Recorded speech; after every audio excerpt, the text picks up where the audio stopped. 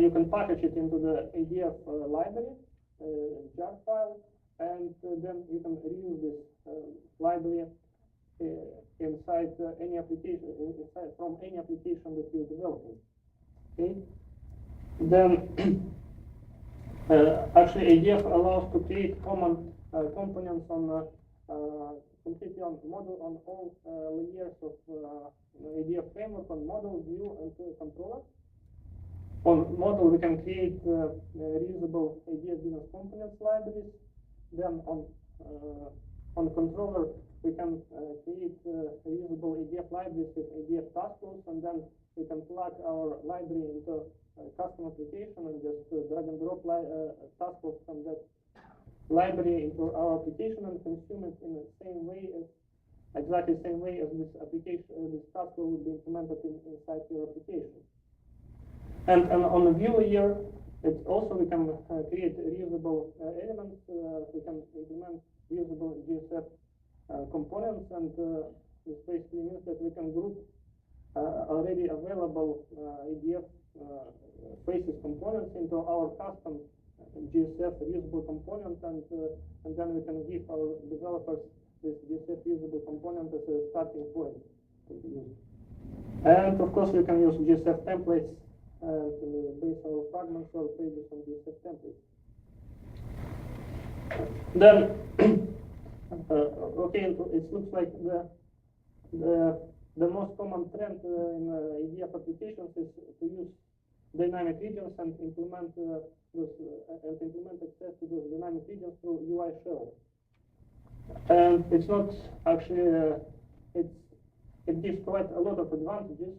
First is that application becomes quite flexible and modular, and also it's quite good because we have physically only one page, and then we have our all functionalities implemented inside fragments, and usually fragments are smaller and and not that big if we would implement everything in whole page, and this means that from performance, from developer performance point of view, it's also for developers a bit easier to operate and work with those regions and implement functionality inside regions than as an old way we were doing in pages.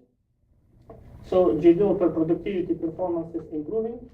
It's one thing, and then another thing is that because we're using task flows and regions, and exactly the same concept of task flows and regions is are used across all Oracle Fusion modular stack. For example, if today you are just thinking about your ADF small application, you are implementing those schemes, but then maybe tomorrow your company will grow and your manager will want to use Solar Suite or BPM Suite or Web Center, the same Web Center and Web Center spaces. You'll be quite lucky because there will be no need for you to redevelop your functionality once again, because you can take the same ADF task flow with ADF region that is implemented in your custom application and just plug in it through library dependency into Web Center spaces, for example, or you can even integrate the same task flow together with BPM task flow, because now in 11G, in the latest release, Oracle is implementing ADF task flows as well for standard SOA and BPM streams. So together with those standard BPM and SOA streams, we can use our custom task flows and implement really rich enterprise systems. Then here is, in this example, I'm just showing you that use case we implemented for a K-Town project. When I was demonstrating here on the front page,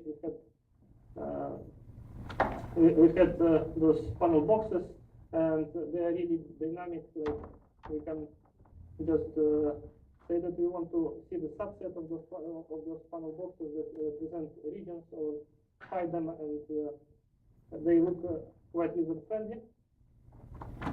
And so there is a case like I'm showing you the one way of representation of dynamic region is through the dashboard component with different funnel boxes. So user can see them, those funnel boxes on the same time, if it looks like a portal.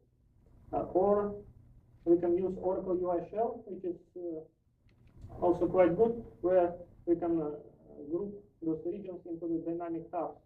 Like I was showing you, when user clicks on the menu item on the left, new dynamic tab is opened and it renders our dynamic region.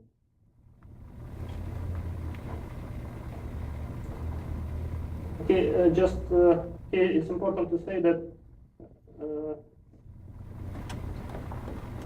for example, in that when I was showing you MDS personalization functionality from my Keystone project, really with dynamic dashboard you cannot implement personalization in standard way, because this to dynamically to present regions on the dashboard component, you need to use for each tag, and because for each tag is dynamic, MDS cannot store correct tree structure of IDs with for each tag. So just you should understand that if you use this complex dynamic flying dashboard functionality, you may have some limitations with MDS. And also, MDS is not working right now for UI shell as well. You cannot, from out of the box, you cannot let's say enable such functionality, like I want to have those 4 tabs open to me when I close and open application. No, when you close and open, those tabs will be gone. If you would want to implement this functionality, again, you would need to override MDS standard class and load your personalization from the database, and then before rendering this page completely, render dynamic tab.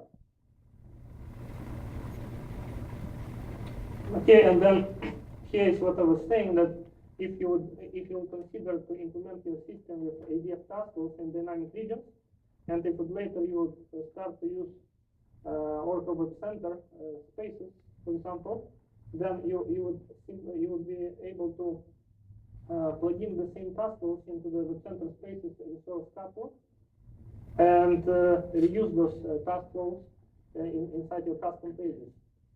I'll show you today the demonstration how you can do it. Okay, and then a few words about the build process, how we're implementing the build process. I think that there will be a session on Thursday or Wednesday from my colleague also on the same topic, and we're implementing in a similar way.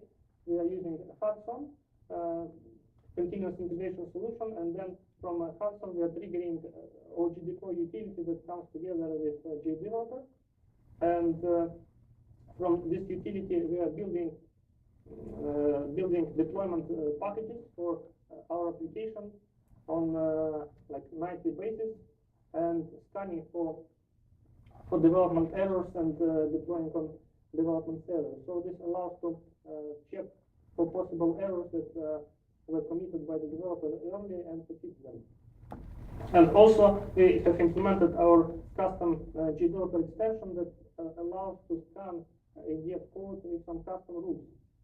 For example, that customer, they said that standard requirement that every table present on the screen must be in panel selection. By default, when you drag and drop table from data control on screen, it just comes as a table, and then you need to surround it with panel selection. So sometimes developers, of course, may forget to do this, and then they will violate this requirement. So in order to prevent this, we have implemented our extension that scans ADF project source code, and it scans XML contents of every ADF element, and it just reports violations that we are checking against specific rules. Then the same extension, it can be run, you can download it from JDeveloper help to update wizard, but the same extension can be run from a command line. So including calls to this extension from Hudson, and producing reports automatically on nightly basis as well. So now it's good time, and I'll explain you with technical examples what I was talking about right now. I'll show you And